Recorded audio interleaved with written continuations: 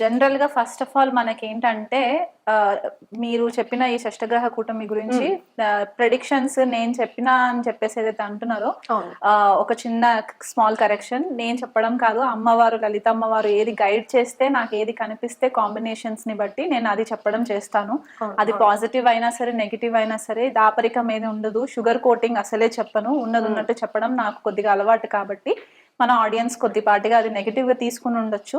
అది నేను చెప్పడం ఏంటి అంటే కొద్దిగా అలర్ట్ చేశాను. ఇలాంటి సిచ్యువేషన్స్ రావచ్చు, కొద్దిగా అప్రమత్తంగా ఉండండి అని చెప్పి. ఎందుకంటే మనం ఫైనాన్షియల్ స్కామ్స్ కూడా చూస్తున్నాం ఈ మధ్య. చాలా బెట్టింగ్ యాప్స్ బయటికి వచ్చాయి, చాలా వాళ్ళు బయటకి కూడా రావడం జరిగింది. సో ఇవన్నీ కూడా ప్రెడిక్షన్స్. నేను చెప్పేదానికంటే బదులు there is a divine power, అది గైడ్ చేస్తుంది కాబట్టి దాన్ని బట్టి చెప్పడం జరుగుతుంది.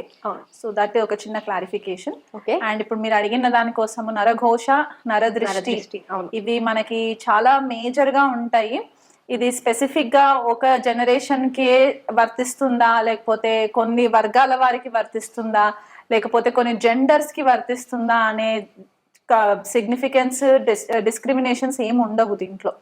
ఎందుకంటే నరఘోష అనేది గత కొన్ని సంవత్సరాలు యుగాల నుంచి వస్తున్న బాధ అన్నమాట. ఇది one of the negative energies కిందకే వస్తుంది ఖచ్చితంగా చెప్పాలి అంటే. సో ఇది ఎందువల్ల వస్తుంది అంటే మెయిన్ గా మనకి ఇక్కడ 3 గ్రహాలు కొద్దిగా కారణం అవుతాయి నరఘోష జరగడానికి. అన్నిటికంటే ప్రధానమైన గ్రహం ఏంటి అంటే శని గ్రహం మనకి కొద్దిపాటిగా ఎక్కువ డామినెన్స్ లోకి వస్తుంది అనమాట. శనిని మనకి లోభానికి అంటే గ్రీడ్ కి కారకుడు శని అన్నమాట. ఇప్పుడు నా దగ్గర ఉన్నది మీ దగ్గర లేదు, లేకపోతే మీ దగ్గర ఉన్నది నా దగ్గర లేదు, ఆ చిన్నది ఏదైనా సరే దాన్ని చూసి మనకి ఈర్ష్య, అసూయ, లోభము ఇలాంటివి రావడం అనేవి మనకి కొద్దిపాటిగా తెలుస్తూ ఉంటాయి. మనకు కొన్నిసార్లు ఏంటంటే ఇంటెన్షనల్ గా మనం ఎదుటి వాళ్ళని టార్గెట్ చేస్తాము, కొన్నిసార్లు అన్ఇంటెన్షనల్ గా అయిపోతూ ఉంటుంది. అంటే మన మనసులో ఏ కన్నింగ్నెస్ ఉండదు, బట్ స్టిల్ మనం మాట్లాడే పద ప్రయోగం వల్ల కొన్నిసార్లు అది ఇబ్బంది పెట్టేలాగా కూడా ఉంటది. అంటే ఎలాంటి పవర్స్ లేని వ్యక్తులన్నా సరే మనకు అది తగులొచ్చు. కొన్నిసార్లు మన టైం బాగోలేకపోతే మనం బ్లేమ్ చేయలేము. కొన్ని గ్రహాల పరిస్థితులు, దశ అంతర్దశలు, ఇప్పుడు నేను చెప్పే గ్రహాల కాంబినేషన్స్ ఉండి ఆ దశ అంతర్దశలు వచ్చినప్పుడు అది కొద్దిపాటిగా ఎఫెక్ట్ అయ్యే ఛాన్సెస్ ఉంటాయి. సో ఫస్ట్ గ్రహం వచ్చేసి మనకి శని మెయిన్ కారకుడు అవుతారు అనమాట. అండ్ అందుకనే చూస్తే మనకి కింది స్థాయిలో ఉండే వాళ్ళు, పని వాళ్ళు ఎవరైతే ఉంటారంటే మనకి వర్క్ చేసే వాళ్ళు అవ్వచ్చు, లేకపోతే మన ఇంట్లో మేడ్స్ హెల్పర్స్ అవ్వచ్చు, లేకపోతే మనకి వర్క్ చేసే కార్ డ్రైవర్స్ అవ్వచ్చు, వీళ్ళందరినీ కూడా మాస్టర్స్ ఎవరైతే ఉంటారో మనం సాటర్న్ తో రిప్రజెంట్ చేస్తాం అన్నమాట. సో జనరల్లీ ఇప్పుడు మనం ఒక లగ్జూరియస్ లైఫ్ లీడ్ చేస్తున్నాం అనుకోండి, మనకి ఇంత స్థాయి వాళ్ళకి కొద్దిగా వాళ్ళకు కూడా ఆశ అనేది ఉంటుంది, నేను ఎందుకు వీళ్ళలాగా లైఫ్ లీడ్ చేయలేకపోతున్నాను అనేది ఎక్కడో ఒక దగ్గర వాళ్ళకి ఆ గ్రీడీనెస్ అనేది వచ్చేస్తుంది, ఈర్ష, జెలసీ అనేది వస్తూ ఉంటుంది. కాబట్టి దానివల్ల మనకి ఇక్కడ సాటర్న్ తో కనెక్ట్ చేయొచ్చు అనమాట.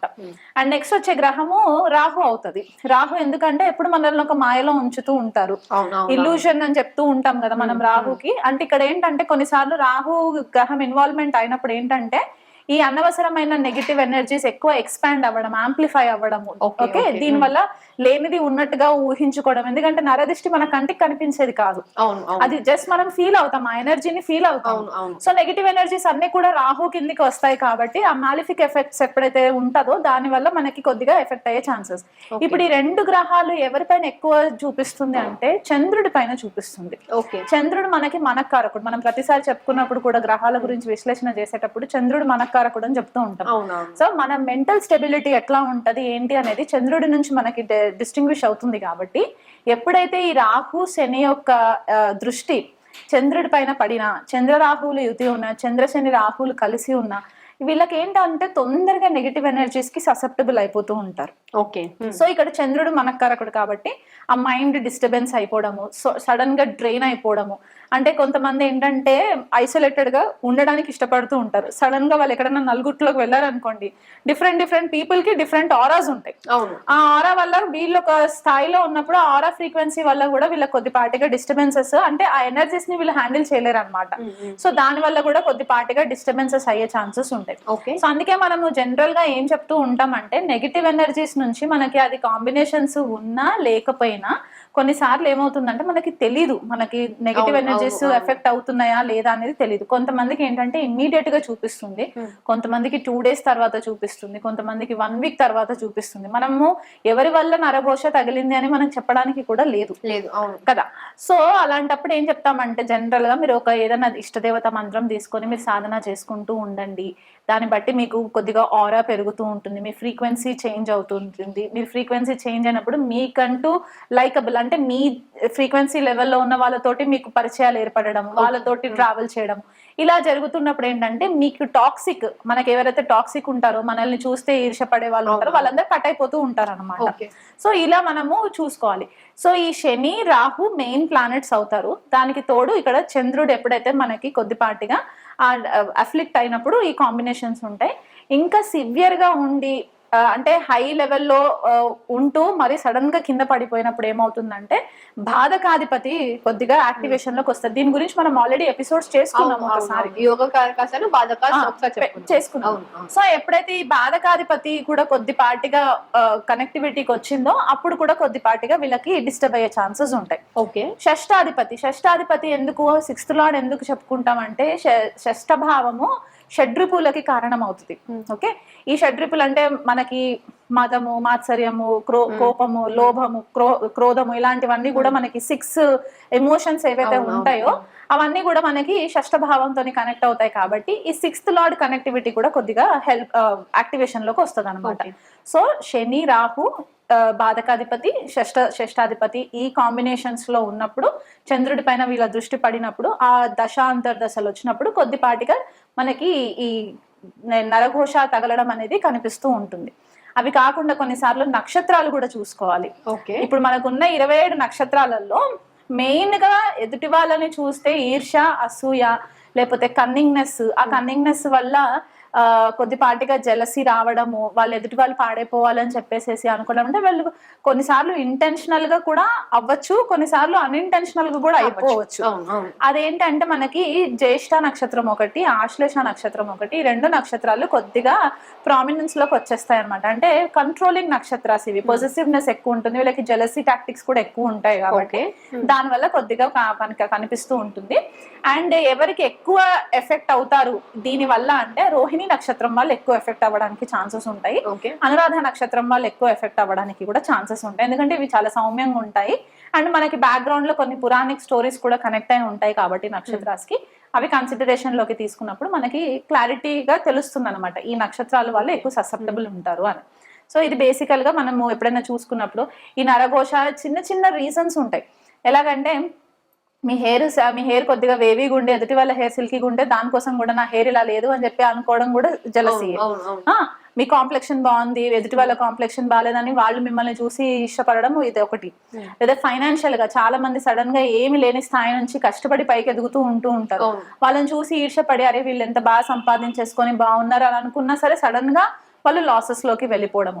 సో మనకి పూర్వం ఏం చెప్పేవాళ్ళంటే మన ఫ్యామిలీ మ్యాటర్స్, మన ఫైనాన్షియల్ మ్యాటర్స్ ఇవన్నీ కూడా వీలైనంత మట్టుకు దాన్ని సీక్రసీగా అంటే ప్రైవేట్ గా పెట్టుకోవాలి అని చెప్పేసి ఏదైతే చెప్తూ వచ్చారో మన పెద్దవాళ్ళు, మనం ఎలాగైతే జనరేషన్ ఇవాల్వ్ అవుతూ ఉన్నదో ఈ ఎవల్యూషన్ లో మనం ఏం చేస్తున్నామంటే ఎదుటి వాళ్ళకి అన్ని కూడా షో ఆఫ్ చేసేస్తున్నాం. ప్రతిదీ కూడా మనము వీడియో రికార్డింగ్ చేసేసుకొని పబ్లిక్ లో పెట్టేసుకోవడము, ఆ రీల్స్ కోసమో లేకపోతే ఆ అటెన్షన్ కోసమో మనం ఎప్పుడైతే అటెన్షన్ సీక్ చేస్తూ ఉంటామో ఇక్కడ మనకి తెలియకుండానే మనము చాలా మట్టుకు ఈ ఎన్వి, జెలసీ, ఈ నరఘోష ఇవన్నీ కోరి తెచ్చుకున్న ప్రాబ్లమ్స్ అన్నమాట. దీనికి ఎవ్వరు రెస్పాన్సిబుల్ కాదు, మనమే రెస్పాన్సిబుల్ మన ప్రాబ్లమ్స్ కి. ఎందువల్ల అంటే ఇవి చేయకుండా మనం గుప్తంగా పెట్టుకున్నాం అనుకోండి మన పర్సనల్ మ్యాటర్స్ ని, ఎవరికైనా ఎలా తెలుస్తుంది? తెలియదు కదా. మీరు ఎంత బ్యాంక్ బ్యాలెన్స్ ఉంది అనేది మీ పబ్లిక్ లోకి వచ్చి నేను ఇన్ని కోట్లు సంపాదిస్తున్నాను అని చెప్పుకుంటేనే తప్ప ఎవరికి తెలియదు. అలాగనమాట. సో వీలైనంత మట్టుకు మీరు నరఘోష నుంచి అవాయిడ్ అవ్వాలి అనుకుంటే కొన్నిసార్లు మీ పర్సనల్ మ్యాటర్స్ పబ్లిక్ లో పెట్టకండి. ఇది కాన్స్టెంట్ గా నేను చెప్పే పాయింట్ అనమాట. కొన్ని కన్సల్టేషన్స్ కి వచ్చినప్పుడు కూడా నేను వాళ్ళని అలర్ట్ చేస్తాను, ఈ టైమ్స్ లో మీరు కొంచెం కేర్ఫుల్ గా ఉండండి, పబ్లిక్ లోకి ఎక్కువ రాకండి అని చెప్పేసి చెప్పడం అనమాట. ఎందుకంటే మనకు తెలుస్తుంటది ఏ టైంలో ఏంటి అని. కొంతమంది తొందరగా డ్రైన్ అయిపోతూ ఉంటారు. చిన్న పిల్లలు కాన్స్టెంట్ గా ఏడుస్తూ ఉంటారు. చిన్న పిల్లలకు తొందరగా తగులుతూ ఉంటుంది. ఎందుకంటే వాళ్ళ ఆరా వీక్ ఉంటుంది. వాళ్ళు డిస్టర్బెన్స్ ఎక్కువ హ్యాండిల్ చేయలేరు అనమాట. ఎక్కువ లైట్ అండర్ ఉన్నా కూడా వాళ్ళకి కొద్దిపాటిగా డిస్టర్బ్ అయిపోతూ ఉంటారు. హెవీ ఎనర్జీస్ ఉన్నప్పుడు డిస్టర్బ్ అవుతుంటారు. ఫంక్షన్స్ కి ఎక్కడికి వెళ్ళినా తీసుకెళ్ళినా కూడా డిస్టర్బ్ అయిపోతూ ఉంటారు. సో ఇలాగనమాట. అండ్ వాళ్ళకి నెగిటివ్ స్పిరిట్స్ కూడా కొన్నిసార్లు తొందరగా అట్రాక్ట్ అవ్వడానికి కూడా ఛాన్సెస్ ఉంటాయి చిన్న పిల్లలకి. అండ్ కొంతమందికి ఏం చెప్తుంటారంటే హెయిర్ లూజ్ గా వదిలేసి బయట తిరక్కండి అని చెప్తూ ఉంటారు. కొన్ని స్పెసిఫిక్ టైమ్స్ ఉంటాయి. ఇప్పుడు రోడ్స్ పైన కొంతమంది రోడ్ యాక్సిడెంట్స్ లో చనిపోయిన వాళ్ళు ఉండొచ్చు. ఆ స్పిరిట్స్ కూడా తిరుగుతూ ఉంటూ ఉంటాయి. ఎప్పుడు మనల్ని నెగిటివ్ గా అట్రాక్ట్ చేస్తుంటాయో మనకు తెలియదు. సో వీలైనంత మట్టుకు మీరు ఏదన్నా ఒక ఇష్టదేవత ఆరాధన చేసుకుంటూ ఉంటే గనక కొద్దిపాటిగా మీరు అది అవాయిడ్ చేయడానికి వీలుంటుంది.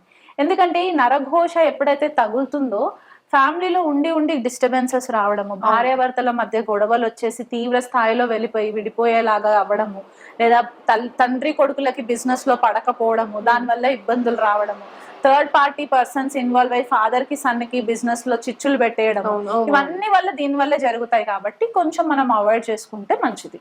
ఇప్పుడు మేడం మీరు నరఘోష అంటున్నారు. నరఘోష, నరదృష్టి రెండు కూడా సెపరేట్ గానే ఉంటాయా, లేకపోతే రెండింటికి ఒకటే మీనింగ్? ఘోష అంటే ఏంటి? మనం కాన్స్టెంట్ గా ఒకటే మ్యాటర్ తోటి అబ్బా వాళ్ళు చాలా బాగున్నారు, అబ్బా వాళ్ళు చాలా బాగున్నారు అని మనం రెగ్యులర్ గా అదే అంటుంటే అది ఒక రకంగా ఘోష. అది ఆత్మ ఘోషిస్తూ ఉంటుంది, ఎదుటి వాళ్ళని చూసి ఈర్ష్యతో ఘోషిస్తూ ఉంటుంది. కాబట్టి దాన్ని నరఘోష అంటాం. నర అంటే మనిషి. సో నరుడు ఘోషిస్తున్నాడు కాబట్టి దాన్ని నరఘోష అన్నారు అనమాట. నర దృష్టి అంటే ఏంటి అంటే నరుడు చూసే దృష్టి. ఆ దృష్టి ఎలాంటి చూపు, ఆ చూపు ఎలా ఉంది, ఆ చూపు బాగుందా లేకపోతే చెడిపోవాలని కోరుకుంటుందా, ఇలాగనమాట. దీంట్లో మళ్ళీ 2 రకాలుగా ఉంటాయి. అది వాగ్బాధ అని ఒకటి ఉంటుంది, లేదా దృష్టి బాధ. దృష్టి బాధ అంటే చూపు బాధ, చూపు వల్ల వచ్చే బాధ. వాక్ బాధ అంటే మాట వల్ల వచ్చే బాధ. గాసిప్స్ చేస్తూ ఉంటారు, ఒకరిపైన ఒకరు వెళ్ళి చెప్తూ ఉంటారు. అది ఎందువల్ల చెప్తారు? ఈర్ష్య అసూయతో వెళ్ళి చెప్తారు. కాబట్టి ఇలా సెపరేటివ్ గా టర్మినాలజీ ఒకటే, కాకపోతే దాన్ని మీనింగ్స్ ఇలా ఉంటాయి అన్నమాట, కొంచెం డిఫరెంట్ గా ఉంటాయి. జనరల్ గా కుంభరాశి వాళ్ళు ఏంటంటే ఏకాంతంలో ఉండడానికి ఎక్కువ ఇష్టపడుతూ ఉంటారు. అంటే ఐసోలేటెడ్ గా ఒంటరిగా ఉండడానికి, నలుగురిలో తిరిగేంత ఇంట్రెస్ట్ ఉండదు వీళ్ళకి. సో వీళ్ళు ఏంటంటే బేసికల్ గా వీళ్ళ ప్రపంచంలో వీళ్ళే ఉంటారు కాబట్టి ఎదుటి వాళ్ళ గురించి ఎక్కువ ఫోకస్ వీళ్ళు చేయరు. కాకపోతే ఏంటంటే వీళ్ళ నాలెడ్జ్ కి కొద్దిపాటిగా నెగిటివిటీ అట్రాక్ట్ అయ్యే ఛాన్సెస్ ఎక్కువ ఉంటాయి. వీళ్ళు కూడా కొంచెము నెగిటివ్ స్పిరిట్స్ తో ఇన్వాల్వ్ అయ్యే ఛాన్సెస్ ఉంటాయి. అంటే వీళ్ళు అప్పుడప్పుడు కొద్దిపాటిగా డాబ్ చేస్తూ ఉంటారు అన్నమాట నెగిటివ్ స్పిరిట్స్ తోటి. వాళ్ళకి కొద్దిగా ఇంట్రెస్ట్ ఉంటూ ఉంటుంది. ఎందుకంటే పూర్వ భాద్రపద నక్షత్రం మనకి ఇక్కడ కుంభరాశిలో పడుతుంది, శతభిష కూడా కుంభరాశిలో పడుతుంది. కాబట్టి ఈ 2 నక్షత్రాలు కొద్దిగా ప్రామినెంట్ గా అవుతాయి అన్నమాట negative spirits, negative energies, entities ని కొద్దిగా అట్రాక్ట్ చేయడానికి. సో కుంభరాశి వాళ్ళకి ఏంటంటే వీళ్ళకి షష్టాధిపతి వీళ్ళకి చంద్రుడు అవుతారు, అండ్ సప్తమాధిపతి రవి అవుతారు. ఈ రవి చంద్రులు కలిసి కుంభరాశిలో ఉన్న, ఎందుకంటే ఇక్కడ ఏంటంటే ఇమోషన్స్ తోటి కొద్దిపాటిగా వీళ్ళు డిస్టర్బ్ అయ్యే ఛాన్సెస్ ఎక్కువ ఉంటాయి.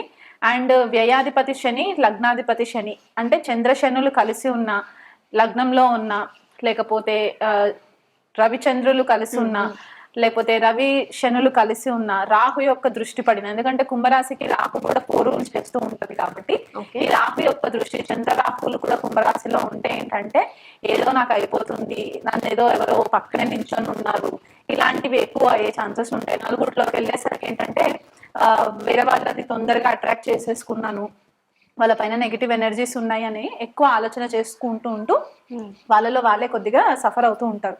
సో వీళ్ళు రెగ్యులర్ గా చేసుకోవాల్సింది ఏంటి అంటే వీళ్ళైతే రెగ్యులర్ గా శనికి ఆరాధన చేసుకోవడము. మనకి కొన్నిసార్లు శనివారం రోజు శని త్రయోదశి వస్తూ ఉంటుంది కాబట్టి ఆ శని త్రయోదశి రోజు శనికి తైలాభిషేకం చేసుకోవడము, లేకపోతే కంటిన్యూగా ఒక 3 months శని ఆలయానికి విజిట్ చేసి మీకు కుదిరినప్పుడు ఆర్థికంగా మీకు స్థిరంగా ఉన్నాము అనుకున్నప్పుడు శనికి తైలాభిషేకం చేయించుకోవడము, నల్ల నువ్వులు దానం చేయడము, చంద్రుడి బలం పెంచుకోవడానికి పౌర్ణమి చంద్రుడి వెన్నెల్లో కూర్చొని లలిత సహస్రనామాల పారాయణం చేసుకోవడము.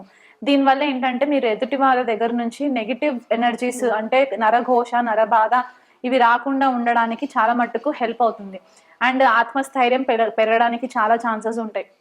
ఎందుకంటే కుంభరాశి వాళ్ళు జనరల్గా ఏంటంటే పబ్లిక్ సర్వీస్ ఎక్కువ చేయాలి అనే ఒక ఆలోచనతోటి ఉంటూ ఉంటారనమాట. అది ఏ ఫీల్డ్ లో ఉన్న వాళ్ళైనా సరే, అది వాళ్ళు పబ్లిక్ సర్వెంట్స్ అవ్వచ్చు, లేకపోతే నార్మల్ గా రెగ్యులర్ జాబ్స్ చేసుకునే వాళ్ళైనా అవ్వచ్చు, వీళ్ళకి ఏంటంటే పబ్లిక్ తో కనెక్ట్ అయి ఉండాలి, పబ్లిక్ సర్వీస్ చేస్తూ ఉండాలని ఉంటుంది. సో దాంతో ఏమవుతుందంటే నెగిటివ్ ఎనర్జీస్ ని అట్రాక్ట్ అయ్యే ఛాన్సెస్ ఉంటాయి. కాబట్టి ఈ పై విధంగా చెప్పిన రెమెడీస్ చేసుకోవడం వల్ల మీకు మంచి రిజల్ట్స్ వస్తాయి.